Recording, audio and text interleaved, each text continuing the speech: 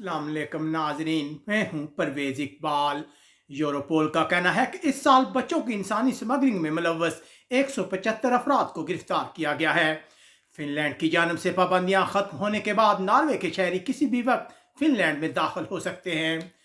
Sweden और Finland की हुकूमतों ने मौजूदा सूरत हाल की वजह से अफगान शहरियों को डिपोर्ट न करने का फैसला किया है।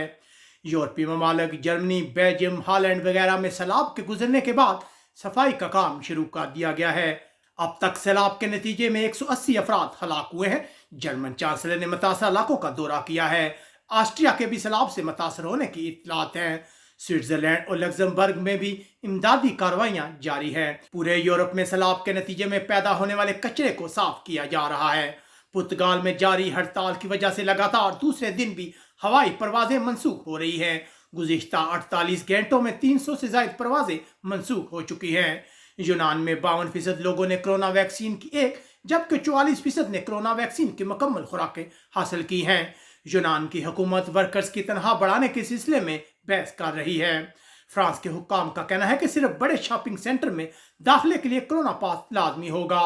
गुज़िश्ता रोज फ्रांस में हजारों अफराद ने कोरोना पाबंदियों के खिलाफ एहतजाज किया। बरतानिया हेल्थ सेक्रेटरी में कोरोना की तस्दीक के बाद वज़ीर-ए-आज़म बोरिस जॉनसन भी करंतना में चले गए हैं, जिसके बाद कोरोना पाबंदियों में नरमी के हवाले से खदशात पाए जाते हैं। पाबंदियों में नरमी का फैसला कल होगा। इटली में बरामदात कोरोना बहरान से पहले की सतह पर वापस आ गई है, जबकि इटली के मुख्तलिफ इलाकों में गैर मुल्की सयाहों के लिए कोरोना टेस्ट को लाजमी करार देने पर गौर शुरू हो गया है। फ्रांस के बाद यूरोपीय मुल्क स्पेन के लिए भी खतरात बढ़ गए हैं कि उसे कोरोना के हवाले से खतरनाक ममालिक की लिस्ट में शामिल कर लिया जाएगा।